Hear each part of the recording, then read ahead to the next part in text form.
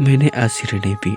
आई ने रुद्र को देखते हुए उसका फोन को वापस लौटा दिया तो रुद्र ने भी चुपचाप फोन अपने पास रख लिया। इधर घर पर नैना आज तरह तरह की आइटम खाने में बना रही थी कि तभी मैं पीछे से आकर उसके गले लग गया और उसने अपने चेहरे नैना के कंधे पर टिकाते हुए पूछा, खुशबू तो बहुत आ रही है, क्या बन रहा है खाने में? नैना ने अपनी बात सुनकर कहा, आप क्या कर रहे हैं, कोई देख लेगा। मयंक ने नैना के गले को चूमते हुए कहा, कोई नहीं देखेगा, मेरे खाना घर में इधर उधर भटकने वाली तुम्हारे दौलत कभी यहाँ नहीं है। नैना ने चिढ़ते हुए कहा, हाँ कुछ अच्छा तो है आपको बेटा, और अगर बुरा करते तो मेरे मयंक हल्का मुस्कुराते हुए और हेलो हेलो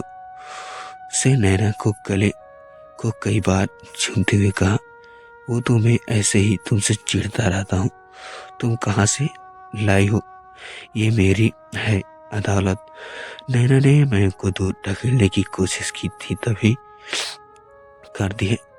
क्या कर रही हो, माँ आ गई तो क्या सोचेगी, बेटा की शादी हो गई और इसके रोमांट अभी भी नहीं चालू। मयंक ने नैना की बात सुनते हुए कहा, अच्छा बेबी, शादी से प्यार क्या लेना, देख प्यार तो मैं मरते दम तक करूँगा, और हाँ तुमसे भी करूँगा कि प्यारी अभी मत कभी करना कि कोई सिमट कर लेना। मयंक ने गाना गाती हुई नैना से कहा। तो नैना ने अपना आँख फेंकते हुए कहा, भगवान आप तो बहुत करते बेकार है। मयंक ने कहा, तो करती क्यों, मुझे बस प्यार करने दिया करो। ये कहते हुए मयंक ने नैना की साड़ी हाथ डाल उसकी वेट छुआ तो वो उछल पड़ी। मयंक ने हंस दिया, वो शर्मा गई और उसने मयंक को दूर ढकेल दिया तो हंसते हुए फिर उसके गले का। तभी इसकी सांसों के बाद उसके प्यार से उसे देख भरे वो शर्मा जाता करती थी। उसकी ये बात मयंक को बड़ी अच्छी लगती थी और वे उसे अधिक छोड़ते हुए बड़ा खुश होता था। मयंक ने अब थोड़ा सीरियसली होते हुए नैना से कहा, कितने जल्दी बच्चे बड़े हो गए। नैना ने हाँ में सिर हिला दिया और टाइम काटने लगी। मयंक के खुश होकर आगे कहा, अब बस रुद्र की बारी है, यह उम्र सही रहते वो बस कुछ जाए फिर उसकी भी दुल्हन घर में आनी लानी है। नैना मुस्कुराती तभी मयंक ने कहा, वो तो कब का कुछ तो लेना, पर भाई ने इस पर अपनी सील छुपते हुए करते हैं पूरी रहते हैं, पूरे ताऊ जीवन गए हैं। आज की बात करते हैं उनकी ये कि अपनी जीत छोड़ क्यों नहीं देते। मयंक की बात सुन ही नैना के चेहरे की मुस्कुराहट गायब हो गई और उसने झट से कहा, ना आप कुछ मत कहिए, रुद्र इसकी बेटा का वो उसके भले बुरे के बारे में हमसे बेहद जानता है। नैना की बात सुन मयंक ने नैना से दूर हो छोड़ गुस्से में कहा, कैसे बात कर रही हो, रुद्र जितना भाई का भी उसका कोई ज्यादा मेरा है, उसके बारे में क्या नहीं सोच सकती मैं, और ये हमारा क्या लगता है, फालतू दिमाग चलाती हो लगती हो। रुद्र घर बड़ा छोटा है। उसके बाद आयु ने ये भी मत भूलना।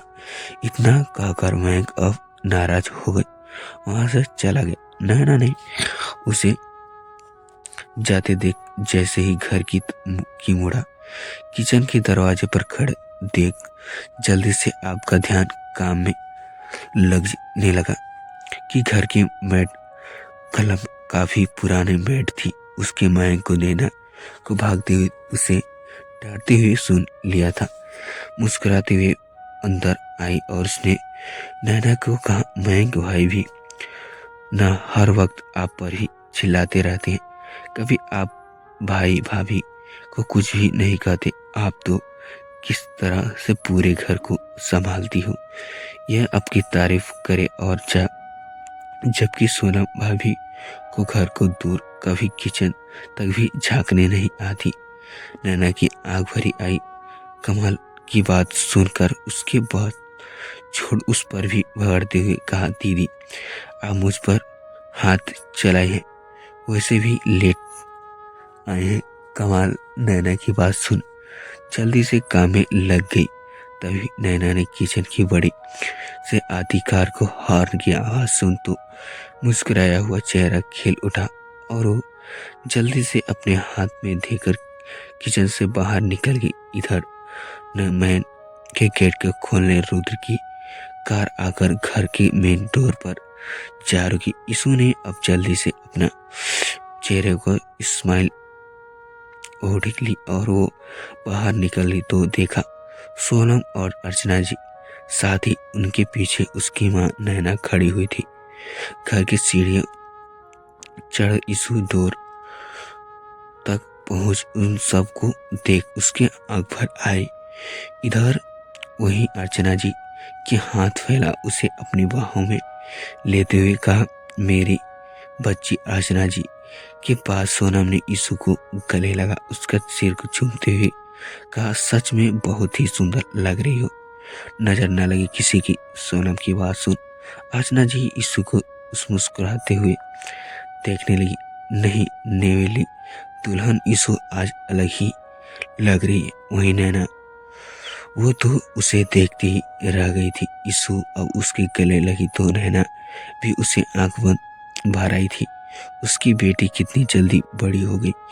इसू घर के अंदर आई तो वहां कुछ करीबी रिश्तेदार अभी भी टहले हुए थे। वैसे तो आजकल शादी में आए रिश्तेदार एक ही से दूसरे दिन में चले जाते हैं, पर कल मिंतल मिलसन इसू और सुहित की रिसेप्शन पार्टी में, जिसके चलते प्रताप जी ने ही आपके गांव से कई रिश्तेदारों को एक दिन के लिए रोक लिया था। इधर रुद्र ने कार की चाबी रख अपनी बाइक की चाबी उठा ली थी कि तभी आयुष के सामने आकर खड़ा हो गया और उसने अपने हाथ बांधते हुए पूछा, हम तो भाई, अब बताइए कि ये बेबी कौन है। रुद्र ने उसके सिर को हल्के से मारते हुए कहा, बाद में, अभी मुझे कुछ काम है। आयु ने उससे कहा से निकाले पर उसे चोट ने पूरा फाइल, ये वाली मेरी भाभी है क्या। रुद्र ने जाते जाते क्या भाभी है ही है। आयु रुद्र की बात सुन मुस्कुरा दिया। वहीं घर में सब इसू की आंख भर भगत में बिजी हो चुके थे। आरोही कॉलेज में फ्री होकर सोनम के साथ कॉलेज पैके सो बाहर निकल कर आई थी कि उसे रोड के दूसरे साइड रुद्र हेल्प भी कर पहनी हुई बाइक पर लेकर खड़ा हुआ था। आरोही उसे देखते ही समझ गई कि उसने सोनम को उसके बारे में बताया और फिर उसे बात करते हुए यहाँ तक मिलने में सोनम मुस्कुराया और उसे बाय करते हुए चले गए। इधर आरोही रुद्र के पास आई तो उसने बाइक स्टार्ट की। आरोही भी आज चुपचाप उसके साथ बैठ गई। दोनों कुछ ही देर में अपार्टमेंट पहुंचे तो रुद्र ने डोर क्लोज करते ही आरोही का हाथ पकड़ लिया। आरोही थोड़ा झेप गई क्योंकि रुद्र की पकड़ आज कुछ ज्यादा ही मजबूत थी। आरोही ने पलटकर रुद्र को देखा तो गुस्से से उसे घूर ही रहा था। आरोही ने उसे देखते हुए क्या हुआ तो रुद्र ने पूछा, ये बताओ सुबह किसकी बाइक पर थी तुम। आरोही ने पहले उसकी बात समझने की कोशिश की पर भी समझ नहीं आया तो उसने उसे बताते हुए कहा, मेरा क्लासमेट था, कॉलेज के लिए लेट हो गई थी तो उसने मुझे बस लिफ्ट दी और मुझसे ले रुद्र ने कहा तो आरोही ने अपना सिर हिला दिया। रुद्र ने गुस्से में उसे घूरते हुए कहा, थोड़ा बहुत दिमाग है तुम्हारे पास या नहीं। किसी ने भी बाइक पर बैठे जाती हो। आरोही ने उसकी बात सुन कहा, क्लासमेट है मेरा, मैं उसे जानती हूँ। रुद्र को आरोही की बात सुन चिढ़ती महसूस हुई। उसने आरोही को अपने पास खींचते हुए कहा, अगर आगे से कहीं तरह किसी की बाइक पर बैठी तो सोच लेना तुम किसी भी लड़की के साथ कहीं नहीं जाओगी, ना ही बाइक पर और ना ही कार में कहीं भी नहीं जाओगी, समझ गई। आरोही ने रुद्र के गुस्से को भारी होती सांसें को महसूस किया तो थोड़ा डर गई, पर फिर उसने हिम्मत कर उसके दूर बनाते हुए कहा, और खुद क्यों लड़कियों से बातें करते हैं, यहाँ तक कि उन्हें अपनी गर्लफ्रेंड भी बनाते हैं। रुद्र ने आरोही की बात सुन उसके एक बार फिर हाथ पकड़ लेना चाहा, मगर आरोही ने उसका हाथ दूर झटकते हुए कहा, दूर रहिए, एक बाइक पर बैठकर जाने पर इतना हंगामा कर रहे हैं। आरोही गुस्से में उसे घूरते हुए रुद्र से चली गई और उसने रूम अंदर में लॉक दिया। उसको इस तरह देख रुद्र हैरान था। उसने अपने बालों को हाथ फेरते हुए रूम का डोर देखा, ये तो उस पर ही पकड़ी उठी है। कुछ देर बाद रुद्र ने डोर नॉक किया तो आरोही ने डोर ओपन किया और बिना कुछ बोले रुद्र में चली गई। आरोही ने पकड़ बदल कर उसके लाए हुए ही पकड़ पहले थी खामोश थी। रुद्र गुस्सा तो था, पर उसे बात किए बिना भी चैन यहाँ था। उसको अब आरोही से बात करने में, इसलिए उसके कहा, मुझे भूख लगी है, कुछ बना दो। आरोही ने अपनी भूख निकालती हुई कहा, मैं क्यों बनाऊं, आप खुद बना लो, मुझे भूख नहीं लगी। रुद्र ने उसके पास आते हुए कहा, पर मुझे बनाना नहीं आता। आरोही ने अपनी बुक डेक पर रखते हुए कहा, गर्लफ्रेंड बनाना आता है, पर खाना बनाना नहीं आता। उसकी बात सुनकर रुद्र अब गुस्से में कहा, ज्यादा भाव मत खाओ, मैं बना लूंगा। ये कहते हुए रुद्र अब किचन में चला गया। आरोही उसकी बात सुन पहले तो शांत खड़ी रही, पर फिर कुछ सोच चुपचाप किचन की तरफ गई और चुप कर किचन के झांकने लगी। तो रुद्र मैंने न्यूडल्स ले पैकेट फाड़ते हुए कहा, चुपचाप कर देखती वो जरूर नहीं, मुझे मैंने बनानी आती है। आरोही उसकी आवाज सुन ठिठक उठी और उसके सीधे खड़े हो किचन में आते हुए कहा, लाइए मैं बना देती हूँ। रुद्र ने मना करते हुए कहा, रहने दो, मैं बना लूंगा और मुझे गुस्सा मत दिला, मैं गुस्से में तुमसे। आरोही ने उसकी बात सुन अब वो उसके हाथ से पैकेट लेना चाहा, मगर रुद्र ने वापस पैकेट खींच लिया। तो आरोही ने मुंह बना लिया और वो अपने वहां से जाने लगी। तो रुद्र ने उसका हाथ पकड़ते हुए कहा, यहाँ खड़ी रहो। उसकी बात सुन आरोही ने कहा, आप हर वक्त मुझे डांटते रहते हैं, एक बाइक पर बैठकर चले भी गई तो इसमें कौन सी बड़ी बात है, वो तो मेरा क्लासमेट है, जानती हूँ अच्छे से तो मैंने लिफ्ट नहीं मांगी थी, उसे नहीं दी। रुद्र ने उसे गुस्से में देखते हुए कहा, तुम्हें क्या पता, बेवकूफ हो तुम, लड़के कैसे होते हैं ये मुझसे बेहतर और कोई नहीं जान सकता। आरोही ने रुद्र की बात सुन कर बुदबुदाते हुए कहा, खुद बिगड़ हेड है, इसलिए बाकी भी आपके जैसे ही दिमाग है। रुद्र ने आरोही की बात सुन कहा, बस सुनाई दे रहा है मुझे दोनों की नोक समझ जो मैंने कब चुकी है। रुद्र ने मैगी सर्व किया और अपने पास खड़ी आरोही को खिलाना चाहे तो वो उस देखने लगी। रुद्र ने इरादा कर खाने को कहा तो आरोही ने अपने बंद ऑटो को खोल, मैंने खाए। रुद्र ने उसे देखते हुए पूछा, कैसी बनी है? आरोही ने कहा, अच्छी, बहुत अच्छी बनी। रुद्र ने खुश होते हुए पूछा, अच्छा, और फिर मैं खाई? वाई, अच्छी बनी है। रुद्र ने अब एक बार फिर आरोही को खिलाया तो आरोही ने खाते हुए पूछा, कुछ और बना दो, इस मैगी में पेट नहीं भरेगा। रुद्र ने खाते हुए कहा, हाँ, पर बाद में रात में खाने में बना देना। रुद्र की बात सुन आरोही ने उसे देखा तो रुद्र ने उसे खिलाते हुए कहा, आज यह रुकने वाला हूँ। आरोही बात कहा उसने। आरोही ने के चेहरे के ध्यान से देखा, शायद पढ़ने के लिए कोशिश कर रहा था कि ये सुन आरोही कैसी लगता है। वहीं आरोही ने भी उसका आंख में देखा। रुद्र की बात सुन उसे ना बहुत क्यूट खुशी हो, बहुत उसे उसके रुद्र को अपने खुशी जताना चाहते हुए कहा, बस अब और नहीं खाना। वो किचन से निकल अपने पेट की तरफ चली गई और आकर खड़ी हो गई कि तभी रुद्र भी उसके पीछे पीछे चला आया। उसने अपने पास खड़ी होकर सीधे आरोही का हाथ पकड़ लिया। आरोही ने उसे ऐसा करने पर उसे देखा तो रुद्र ने उसे देखते हुए कहा, ऐसी क्यों देख रही हो? हाँ ही तो पकड़ा है। आरोही ने कुछ नहीं कहा और मुंह फेर लिया।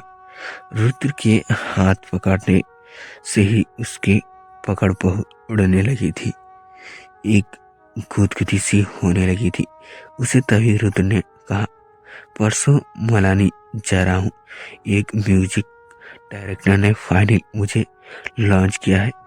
सॉन्ग में उसके किसी एक्ट को ला लेना हुआ है। मुझे ही जाना, मनाली में ही सॉन्ग शूट किया जाएगा, इसलिए जा रहा हूँ बस 4 दिन में के लिए। रुद्र की बात सुन आरोही ने उसकी तरफ चेहरा घुमाया तो रुद्र ने उसे देखते हुए कहा, पहला सॉन्ग है मेरा, हो बस कुछ अच्छे से हो और इसके बाद मुझे भी पीछे मुड़कर देखने की जरूरत ना पड़ेगी। रुद्र को देखते हुए आरोही के सीधे से कहा, बस कुछ अच्छा नहीं होगा, कान्हा जी हैं, प्रार्थना करूंगी। उसकी बात सुन रुद्र को जैसे राहत मिली और उसने खुश होकर आरोही को खींचकर अपने गले से लगा लिया। वो घर में ये बात किसी से कही थी नहीं पाया था कि और कहीं भी साथ कोई खुश नहीं होता। थोड़ी देर तक गले लगते ही आरोही ने बस अपने चेहरा उठाकर रुद्र को देखा। कहते आरोही की हाइट अच्छी 5 फुट 5 इंच की, अच्छी 2 इंच की रुद्र के सामने छोटी थी। वो अपने काफी लंबा था। रुद्र भी सिर झुकाकर आरोही को देखा। दोनों समय बेहद करीब थे, इतने की हवा भी उसके बीच में नहीं आ पाएगा। आरोही ने रुद्र की सर को अपनी मुट्ठी में फेंक दिया। दोनों एक दूसरे के आंखों में झांक रहे थे कि रुद्र और झुका। उसके आरोही की कमर पे हाथ ले जाते हुए उसकी पीठ पर रख उसे अपने और करीब किया और बस उसके ओंठों पर किस करने की कोशिश की थी कि आरोही ने झट से अपना चेहरा झुका लिया। ये देख रुद्र मुस्कुराया और उसने उसके बालों को चूम अब अपने हाथ में उसका चेहरा थाम पर करते हुए कहा, मैंने आज सिगरेट नहीं पी। आरोही ने उसकी बात सुन अपनी बंद हो चुकी आंखें खोल उसे देखा तो वो उसे ही देखे जा रहा था। आरोही ने उसे दूर करना चाहा। शर्म से उसका गला और कान इस समय गर्म हो चुका थे। उसने धीरे से कहा, नहीं, मुझे नहीं करना। रुद्र उसकी बात सुन हंस दिया और उसने बड़े प्यार से कहा, मुझे करना है और आज मैं करने करूंगी। ये कहते हुए रुद्र ने आरोही पर लिफ्ट को अपने ओठों से छू लिया। आरोही ने उसकी ऐसा करने पर अपनी आंख बंद कर ली। वो उसे बस और नहीं रोक पा रहा था उसकी सभी बुराइयों को जाने पर भी न जाने वो खुद को बचा पा रहा था। और आज तो उसकी खुद का बचाने की ज्यादा कोशिश भी नहीं की थी। उसकी सुना एक अलग एहसास था, कुछ बहुत ही अलग गहराई। शाम बहुत ही खूबसूरत नजारा था।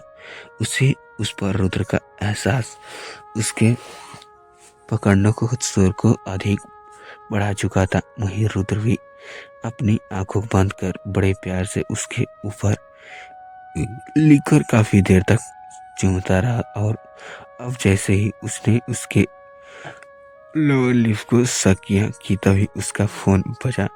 वो रुक गया और दोनों को ओठो अभी भी अलग नहीं हुए थे, मगर फोन से आधी आवाज से दोनों अलग हो गए। रुद्र ने आरोही को छोड़ा तो अपने ऑटो को छोड़ने लगी और फिर जल्दी से रूम में चली गई। उसका चेहरा शर्म से पूरा चेहरा लाल पड़ चुका था। वह रुद्र ने चिढ़ते हुए फोन देखा। सोनम का कॉल था। अपने ऑटो पर अपनी जीप फिर उसने नाखुश होते हुए कॉल पिक किया। इधर रात में खाने का समय हो चुका था। सोनम रुद्र को पूरी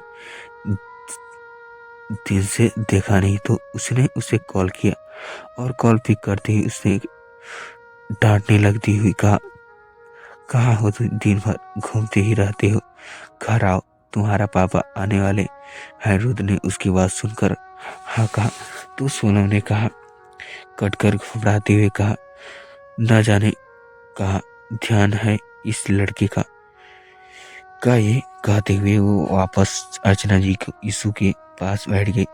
अर्चना जी यीशु को अपना ज्ञान बांट रही थी। कुछ देर बाद यीशु उठकर अपने रूम में आई और एक बार उसके अपना फोन चेक किया तो सुहित का कोई मैसेज आया या कॉल कुछ भी नहीं आया था। यीशु मुस्कुराई और फिर अगले ही पल उसके उदास हो गई। खुद से कहा, मैं कितनी बेवकूफ हूँ जो ये सोच कर बैठी हुई कि मुझसे कुछ कॉल करूंगी। इधर मित्तल में सर रात में लगभग 8 बजे सुहित आज आया। अपने रूम में पहुंचा तो देखा रूम आज फिर से पहले ही तरह हो गया था। सारी आवाज छूट कर चुकी थी। उसकी इधर उधर देख बालकनी में झांका, देखा कहीं नहीं था। वो रूम से बाहर निकलकर आया और सीधे शाम के रूम में चला गया। उसे लगा शायद वो कहाँ होगी, पर रूम में सिर्फ शाम था जो पेट के बल लेटा हुआ था, फोन चला रहा था।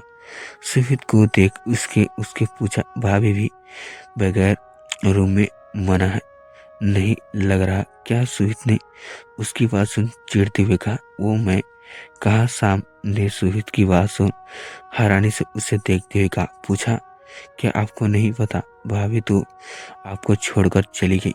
सुहित ने उसकी बात सुन अपनी आंख छोटी करते हुए पूछा। शाम ने बड़े ही कॉन्फिडेंस से साथ कहा, सच में बोल रहा हूँ, चाहे तुम ढूंढ लो घर में।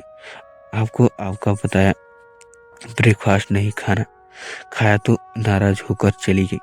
सुहित को ये सुन झटका लगा और वो जल्दी से बाहर भागा तो शाम बेड पर लेट बैठ हो गया। सहते लगी कि उसे मासूम था कि उसके भाई को रास्ते के बारे में कुछ नहीं पता। इधर सुहित को लगा ब्रेकफास्ट कोई वजह से नहीं सकता। वो जैसे जा सकती थी क्या? वो कल रात वजह से उसका नाराज होकर चली गई। उससे ठीक से बात भी नहीं की थी और वो उसे बिना कुछ कहे साथ बिस्तर से हुआ, पर उसने भी तो उसे रोकने की भी हुई ज्यादा कोशिश नहीं की, क्योंकि उसे उसका करीब जाना अच्छा नहीं लगता। और क्या सच में वो अब उसका वाइक प्यार नहीं करती? सुहित ये सच अपनी उल्टी दिमाग चलाने लगती थी। जब यीशु जल्दी से मिली तो उसको छोड़कर सपना जी तो उन्हें कहा वो तो अपने घर चली गई। सपना जी बात सुन सुमित को दिल में दर्द सा हुआ। वो ऐसे कैसे जा सकती है उसके बिना कुछ बोले। वो अब उसकी बाइक में हो जाएंगी भी तो भी उसे कहीं नहीं जाने देगा। उसकी बात करना चाहा था। उस रात क्या हुआ था, वो उस हालत में वहां कैसे पहुंची अब जानना था, पर उसके मुंह से वह अब किसी भी बात को नहीं सुनना चाहता। इसलिए बिना सोचे समझे जिस हाल में था उसे हाल में बाहर निकल गया। उसके गार्ड में कार की बागी ली और एक स्पीड में वहां निकल गया। कार की स्पीड बढ़ा चुकी। कुछ देर में यीशु घर पहुंच गया। उसे देख चैतन्य जी उसे पहचान गए। उन्होंने झट से उसके लिए गेट खोल दिया। सुमित की कार अंदर आ रुकी तो बेसुध होकर कार से बाहर निकल डोर पर आ खड़ा हुआ। डोर बेल बजाई तो कुछ ही देर में डोर सोलम सुमित की हालत देख हैरान हो कर बोला, तो फ्रेंड्स ये थी हमारी आज की स्टोरी। तो फ्रेंड्स कैसी लगी कमेंट करके जरूर बताइए। तो फ्रेंड्स ऐसे ही स्टोरी सुनने के लिए बने रहिए हमारे चैनल पर। तो फ्रेंड अभी तक हमारे चैनल को सब्सक्राइब नहीं किए तो सब्सक्राइब करके बेल आइकन को ऑल पे प्रेस कर दीजिए ताकि कोई भी वीडियो नोटिफिकेशन आपको सबसे पहले मिले। तो फ्रेंड्स चलिए मिलते हैं नेक्स्ट पार्ट में, तब तक के लिए बाय, धन्यवाद।